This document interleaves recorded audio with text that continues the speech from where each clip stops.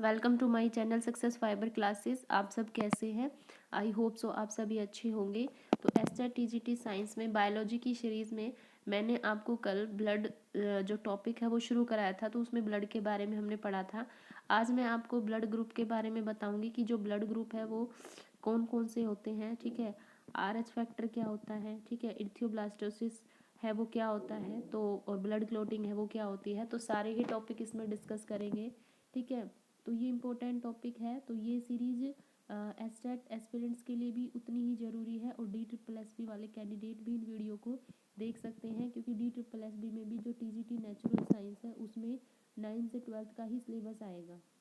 ठीक है, तो आप बेझिझक होके आप इसको तैयार कर सकते हैं, क्योंकि मैंने पूरी NCERT है वो कवर करा दी है। ठीक है, अब हमारे पास तो भाई बुक्स हैं NCERT, हम तो वो ही पढ़ सकते हैं और रेफरेंस बुक पढ़ सकते हैं, इसके अलावा तो हम कुछ भी नहीं कर सकते ना। ठीक है, तो हम अपनी तरफ से अपना 100% करेंगे। चलो शुरू करते हैं हम अपनी वीडियो को। देखो, सबसे पहले यहाँ पे बात हुई है ब्लड ग्रुप के बारे में। ठीक है, तो सबसे पहले हमारे पास में ब्लड ग्रुप आता है AB और O। ये जो ब्लड ग्रुप है इसको डिस्कवर किसने किया था? कार्ल लैंडस्टीनर ने इसको डिस्कवर किया था। ठीक है, इस अब क्या होता है, जो हमारे पास में ब्लड ग्रुप होता है, जो AB+ जो ब्लड ग्रुप होता है, ये यूनिवर्सल एक्सेप्टर होता है। ठीक है, और यूनिवर्सल डोनर कौन सा होता है? जो O ग्रुप होता है ये यूनिवर्सल डोनर होता है। और जो मोस्ट एबंडेंट ब्लड ग्रुप होता है वो कौन सा होता है? O होता है। ठीक है, अब यहाँ पे आपके पास में मैंने आपको एक टेबल प्रोवाइड कराई है। ठीक है, तो देखो इसमें ना ब्लड ग्रुप बताया है। ब्लड ग्रुप उस ब्लड ग्रुप के करस्पॉन्डिंग कौन से एंटीजन है, कौन सी एंटीबॉडी है। ठीक है, ये किसको ब्लड दे सकते हैं और किससे ये ब्लड ले सकते हैं, तो सारा एक में ही कवर है ये। देखो, सबसे पहले हम बात करते हैं ब्लड ग्रुप O की। ठीक है, तो ब्लड ग्रुप O में क्या होता है, इसमें कोई भी एंटीजन नहीं होता है। इसमें एंटीजन क्या होता है? एब्सेंट होता है। अगर हम बात करें एंटीबॉडी की, तो इसके अंदर जो एंटीबॉडी होता है वो A और B एंटीबॉडी होता है। अब ये जो O वाले जो ब्लड ग्रुप वाले कैंडिडेट है, ये किन किन को ब्लड दे सकते हैं? तो ये चारों ही ग्रुप AB, चारों को ही ये ब्लड दे सकते हैं। लेकिन जब लेने की बारी आती है, जिनका ब्लड ग्रुप O होता है, तो वो सिर्फ O से ही ले सकते हैं। ठीक है, उसके बाद फिर हम बात करते हैं A ब्लड ग्रुप की। तो A ब्लड ग्रुप में क्या होता है, जो एंटीजन होता है ना वो A एंटीजन होता है, लेकिन जो एंटीबॉडी होती है इसके अंदर वो होती है B। ठीक है, ये किस किस को ब्लड दे सकता है? ये A ग्रुप वाले को, ठीक है, और AB जो ग्रुप है उसको ये ब्लड दे सकता है। ठीक है, उसके बाद ले किस से सकता है भाई? O से तो लेगा ही, ये तो पहली लाइन में मैंने बता दिया, और बाकी ये A वाले से ही ले सकता है। ठीक है, उसके बाद फिर हम बात करते हैं B ब्लड ग्रुप की। B ब्लड ग्रुप में अगर बात करें एंटीजन की, तो इसमें B एंटीजन होता है। ठीक है, एंटीबॉडी की बात करें तो इसमें A एंटीबॉडी होती है। ठीक है, और बस इतना याद रखना, जो एंटीजन होगा ना उसके अपोजिट एंटीबॉडी है वो पाई जाएगी। किस किस को ये ब्लड दे सकता है? ये B को और AB को ये ब्लड दे सकता है। ठीक है, ले किस से सकता है? तो O से तो ये लेगा ही लेगा, साथ में ये B से भी लेगा, क्योंकि जब भी हम हॉस्पिटल में जाते हैं तो इतना ध्यान रखो, जब भी हम ब्लड देने जाते हैं तो यही तो होता है कि ब्लड ग्रुप मैच कर रहा है नहीं कर रहा, तो ही तो वो ब्लड ले सकता है। ठीक है, तो B है तो B वाला ही B से ही लेगा, और O तो है ही। ठीक है, यूनिवर्सल डोनर। उसके बाद फिर हम बात करते हैं AB ब्लड ग्रुप की। तो इसमें एंटीजन जो होते हैं वो A और B दोनों ही पाए जाते हैं, लेकिन इसके अंदर कोई भी एंटीबॉडी प्रेजेंट नहीं होता। अब ये ब्लड किसको दे सकता है? ये सिर्फ AB वाले को दे सकता है। ले किससे सकता है? ये A से भी ले सकता है, ये B से भी ले सकता है, ये AB वाले से भी ले सकता है, और ये O से भी ले सकता है। ठीक है, आज मेरी आवाज़ थोड़ी धीरे आ रही होगी, क्योंकि आज है ना मेरे को कोल्ड हो रखा है और फीवर हो रखा है। ठीक है, तो थोड़ा कोऑपरेट करके चलिएगा। उसके बाद फिर हम बात करते हैं किसकी? RH फैक्टर की। तो देखो, जो RH फैक्टर होता है सबसे पहले डिस्कवर किसने किया था? RH फैक्टर को डिस्कवर किया था लैंडस्टीनर, और विनर ने इसको डिस्कवर किया था। ठीक है, कहाँ पे पाया जाता है? ये जो रिसस मंकी होता है उसके अंदर RH फैक्टर पाया जाता है। ठीक है, अब दो चीज़ें होती है, एक होता है RH पॉजिटिव और एक होता है RH नेगेटिव। RH पॉजिटिव का मतलब है कि उसमें जो RH एंटीजन है वो प्रेजेंट है। ठीक है, सॉरी, और आर एच नेगेटिव का मतलब है वो एब्सेंट है, मतलब पॉजिटिव का मतलब प्रेजेंट है और नेगेटिव का मतलब क्या है, एब्सेंट है। जो आर एच नेगेटिव वाला पर्सन होता है, ठीक है, ऐसा पर्सन जिसमें आर एच नेगेटिव है फैक्टर है, तो वो डोनेट करेगा ब्लड सिर्फ आर एच प्लस को, मतलब आर एच नेगेटिव वाला आर एच प्लस को ब्लड डोनेट कर सकता है, लेकिन आर एच प्लस वाला आर एच नेगेटिव वाले को डोनेट नहीं कर सकता है। तो इसलिए ये अगली लाइन में क्या लिखा है, but it's reverse is not possible, कि इसका जो उल्टा है वो पॉसिबल नहीं है, यानी सिर्फ आर एच नेगेटिव वाला आर एच पॉजिटिव को डोनेट कर सकता है, ठीक है, बस इतना याद रखना है। उसके बाद आर एच है, ये क्या है, आर एच एक एंटीजन होता है, ठीक है। उसके बाद फिर आता है नेक्स्ट, अब ये डिजीज है, ठीक है, मतलब ये क्या होता है, ये आपको ध्यान रखनी है, इर्थियोब्लास्टोसिस फोइटल्स, है ना, फोटोलिस। इसका मतलब क्या होता है, देखो हमारे पास मतलब एक होती है मदर और एक होता है फादर, ठीक है। मदर में होता है आर एच नेगेटिव फैक्टर और फादर में होता है आर एच पॉजिटिव, ठीक है। मदर में इसका blood group A negative, B negative, A B negative, O negative, और फादर का मतलब इससे अपोजिट, ठीक है, क्योंकि मैंने पहले ही बताया था कि नेगेटिव वाला पॉजिटिव को डोनेट कर सकता है, ठीक है।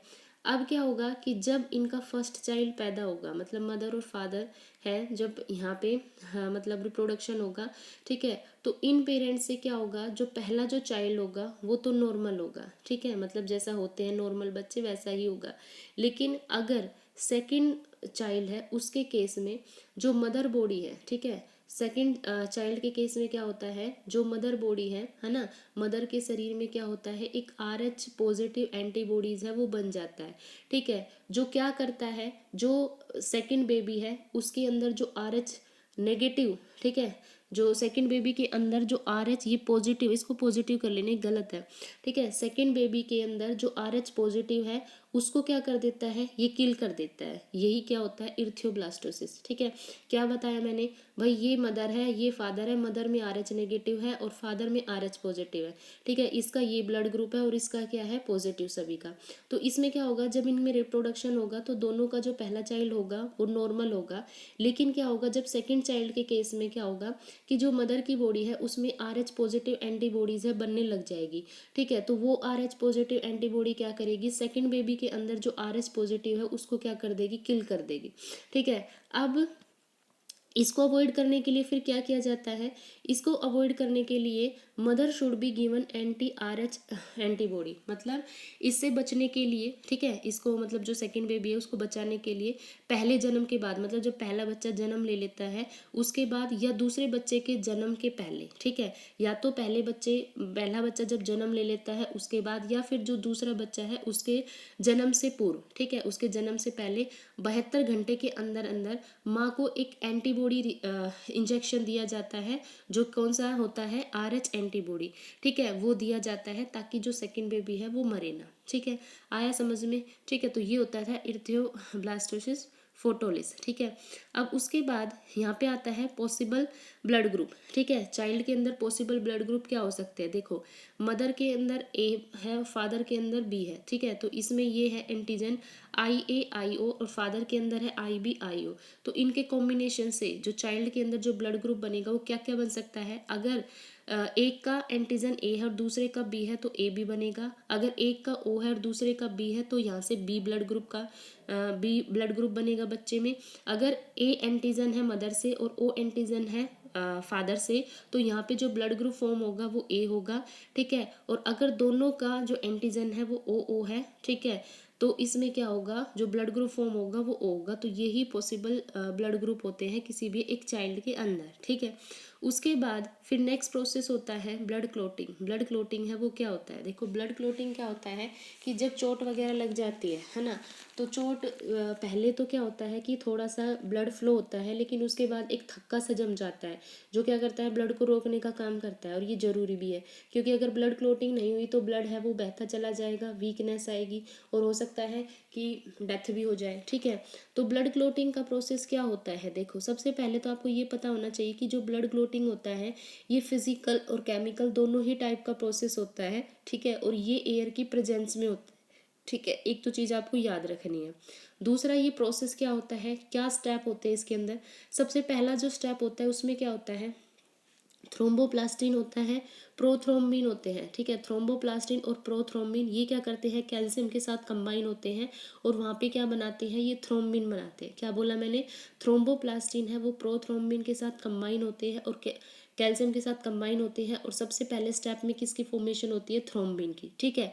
उसके बाद फिर सेकंड स्टेप में क्या होगा, जो फाइब्रिनोजन प्रोटीन होगा वो क्या करेगा, इस थ्रोम्बिन के साथ कंबाइन होगा और वहाँ पे क्या बनाएगा, फाइब्रिन प्रोटीन बना देगा, ठीक है।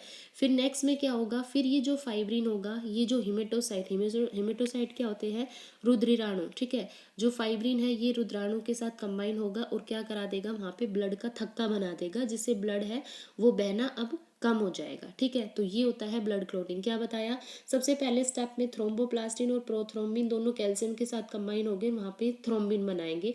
सेकंड में फिर क्या होगा, जो थ्रोम्बिन फर्स्ट स्टेप में बना था वो अब फाइब्रिनोजन प्रोटीन के साथ मिक्स होगा और फाइब्रिन बनाएगा। फिर नेक्स्ट में जो फाइब्रिन है वो हिमेटोसाइट पर जाएगा, ठीक है, और वहाँ पे क्या कर देगा, ब्लड की क्लॉट बनाना शुरू कर देगा, जिस वजह से ब्लड का बहना अब क्या हो जाएगा, बंद हो जाएगा, ठीक है। तो यही प्रोसेस कौन सा था, ब्लड क्लॉटिंग।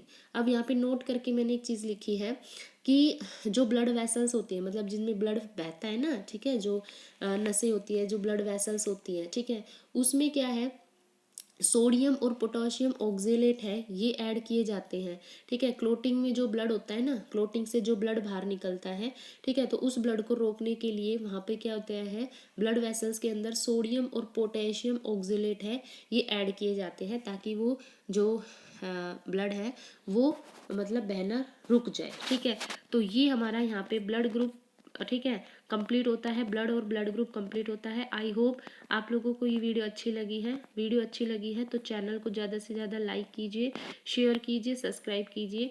जितनी भी मैं आपको कंटेंट करा रही हूँ, ठीक है, तो रिवीजन के बिहाफ पे जब आपका पेपर होगा तो आप मेरे टेलीग्राम चैनल से जुड़ सकते हैं, वहाँ पे PDF अवेलेबल है, ठीक है। तो थैंक यू वेरी मच।